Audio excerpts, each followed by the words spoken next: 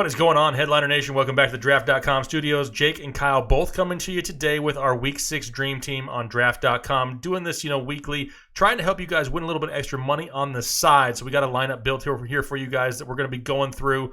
Kyle's pointing to something. I don't know where Kyle's pointing, but he's pointing. Making dollar bills, y'all. He's okay. I got you. Making it rain. I got you. I hear you. But hey, That's real what quick, we do in DFS. Exactly. Yes, we do. Absolutely. But real quick, if you do not have a draft account, make sure you head over to draft.com, sign up for a new account. Make sure you use the promo code Headliners, make a $10 deposit. They'll give you a free $3 entry into a contest, and then you can do dream teams like this on a weekly basis, going into contests against Kyle and myself. It's a lot of fun to go in there and pick any players you want. There are no salary restrictions.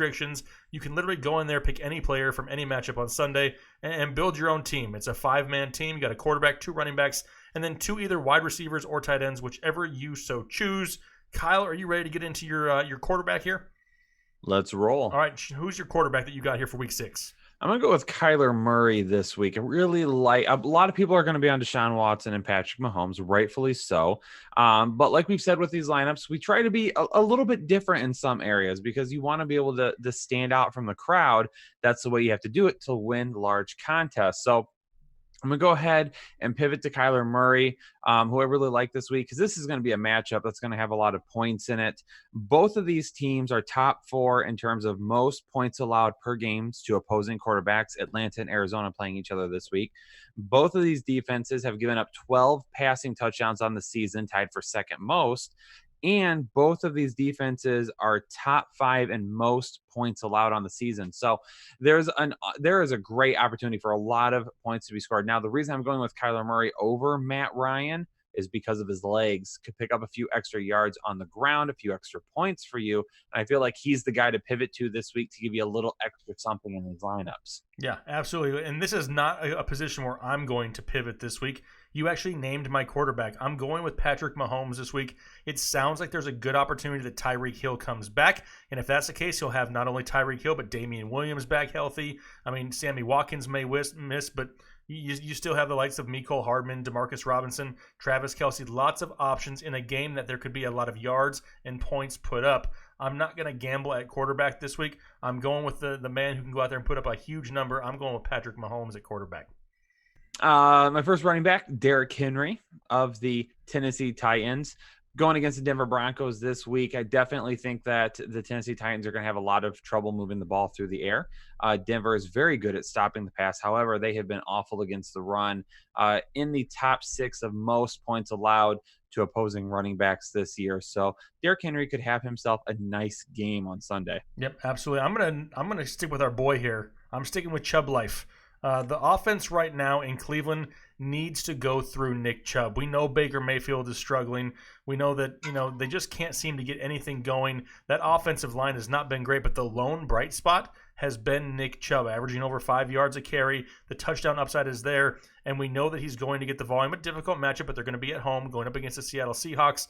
I think Nick Chubb is one of those candidates to go out there and get 20 touches and has that big touchdown upside. I got him as my running back 1 here for Week 6.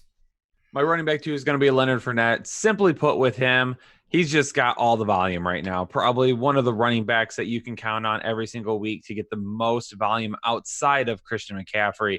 So we're going to go with Leonard Fournette. Again, looking for as much volume as possible in my running back position this week, and I think Leonard Fournette fits that perfectly. Yep, absolutely. I'm going to go with Le'Veon Bell as my second running back. I think the buy low window starts to slowly creep down this week with Sam Darnold coming back. It's going to open up the passing game a little bit more for the likes of, Jamison Crowder and Robbie Anderson possibly. And that's really going to allow Bell to not only continue to get the volume that he's already getting, but hopefully give him a few running lanes for some bigger chunk plays, because where he's really been struggling so far is his rushing totals. I mean, he's really surviving based off of his receptions and yardage in the passing game right now. Hopefully that starts to take a turn for the better this week. Going up against the Dallas Cowboys, should have that plenty of opportunity, and I like Le'Veon Bell a lot this week. At wide receiver, I am not pivoting at all, just like you did not at quarterback. I'm going to go with 2 of the highest upside players on the slate and 2 of the most highly owned players on the slate this week, DeAndre Hopkins and Julio Jones. Again, we talked about that matchup already. There's probably going to be a ton of points scored. I'm going to take the wide receiver 1 for both teams, and hopefully they both find the end zone and add a ton of volume on top of it. Yep, great. For me, I got a stack involved this week. I'm going to stack Travis Kelce in one of these spots with Patrick Mahomes. I really think that this offense that's kind of been sputtering here for the past couple weeks, they need to get back, what we're used to from the Kansas City Chiefs. I believe this is the perfect week for that because there should be a lot of offense in this game. So I'm stacking Mahomes with Kelce in hopes that Tyreek Hill plays. Some of that defensive attention, pivots towards Tyreek Hill. Travis Kelce has that extra opportunity that we saw a lot last year. Also, I'm going with Adam Thielen as my number 2 here. A lot of people hate this passing game, hate this offense altogether outside of Dalvin Cook in Minnesota, but this is such a great matchup going up against the Philadelphia Eagles, who allow some of the most points to opposing wide receivers. Great matchup in a game where they're going to have to throw the ball because it's going to be really difficult to run on Philadelphia. A lot better run defense there than pass defense. Adam Thielen, in my opinion, the more solid option, obviously, between him and Diggs, and that's going to be my second choice here for week 6. You happy with your picks, Kyle? And there you have it, locked and loaded. Sounds like cash money to me. That's right. We're going to make some money this week, and hopefully you guys too. Once again, make sure you head over to draft.com, get that account if you don't have one. Sign up for a few Dream Teams. It's a lot of fun. Really appreciate all the support out here. Go get yourself a lineup. Get yourself some extra cash for the week. We're looking forward to it. You guys have a great rest of your week. We'll talk to you later.